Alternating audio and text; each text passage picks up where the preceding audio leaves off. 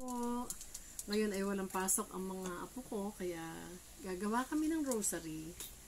At sila ay katulong ko sa paggawa ng rosary. Mamaya, tingnan ninyo kung paano siya ginagawa. Okay? Morning po sa lahat.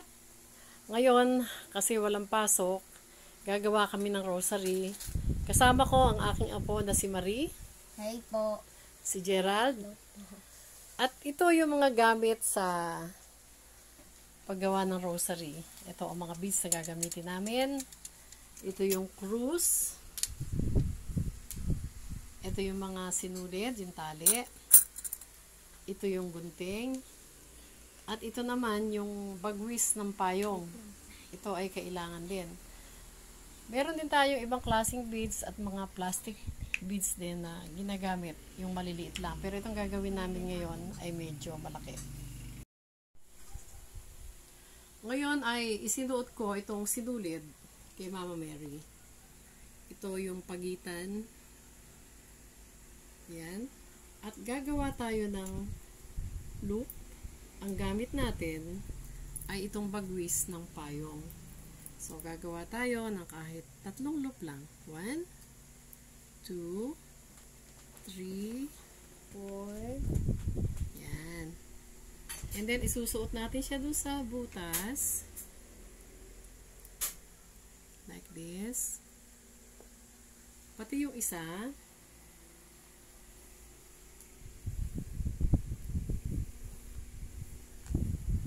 Ayan. At ating hihilahin. Ayun. Hanggang dun sa may dulo, pero hindi siya mahigpit dapat para ito ay gumagalaw.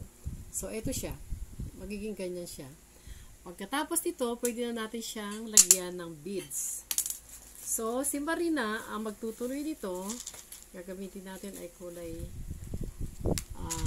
blue. Marie, ikaw na yung maglalagay ng 10 beads. Yung unang 10, okay? Oh, here.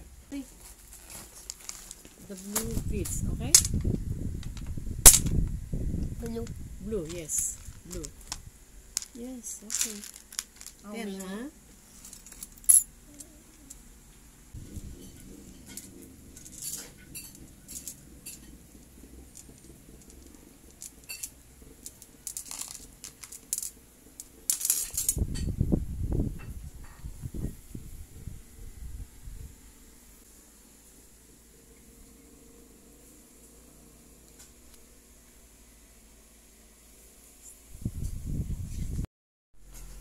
Ngayon ay nakagawa na si Marie ng another 10. So, lalagyan ulit natin siya ng pagitan kasi para mahiwalay siya, no? Ito yung pagitan niya. 3, 4, 5, 6. 6 siya dahil single loop. Ganon ulit. Gumawa ulit ako. Tapos, isusuot. Ito sa bagwis ng payong. Hihilahin. So, ito. Ayan. Doon sa pagitan, lalagyan uli natin siya ng beads. Ang gagamitin ko ay kulay white para alam kung dapat na siyang pumasok. Teka lang. Gugupitin natin. Ayun.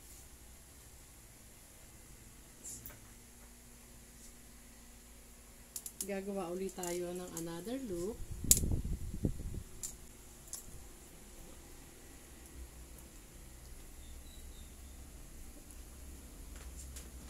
Yan. 6 ulit. 1, 2, 3, 4, 5, 6.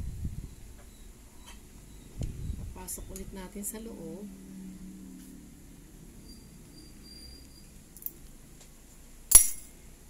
Para siya malak. At, yan. Ito siya. Lalagyan ulit ni Marie ng 10 beads. Gumawa pa ako ng isang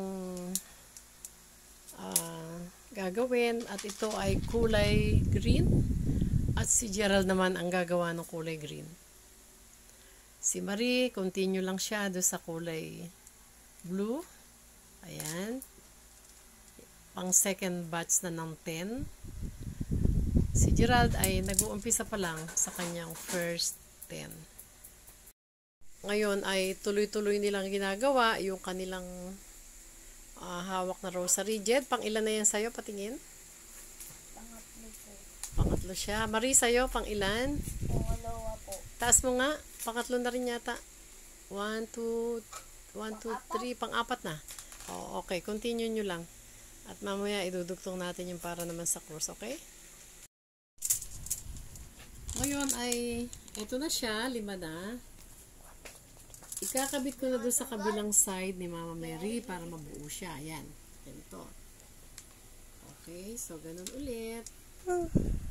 Gagamitan natin ang bagwis para siya mabuo.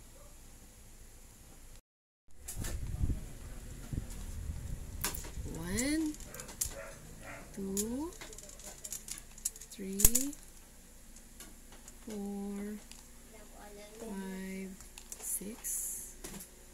Ayan. Isusuot uli natin kabila at hihilahin.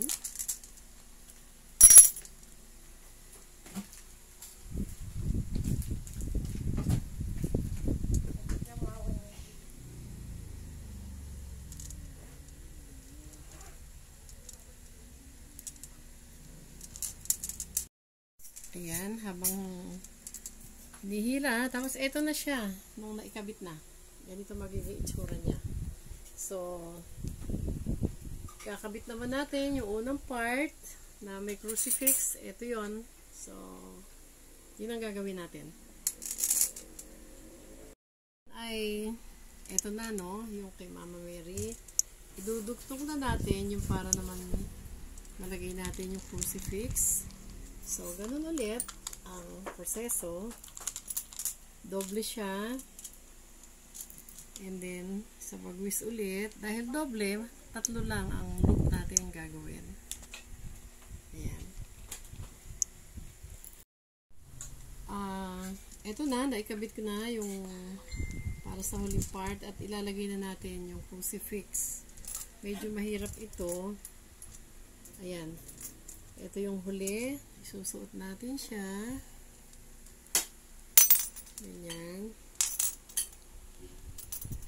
And then, ayan.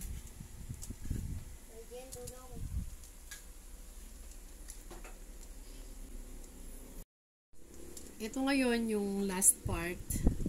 Isinuot ko na rin si Jesus, yung crucifix. At ito na naman. Ganun ulit. Ayan. Yan ang itsura niyan.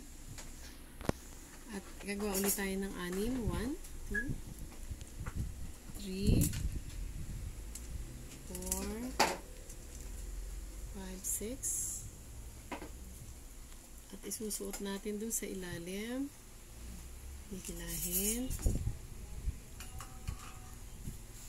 Ayan. Ito siya.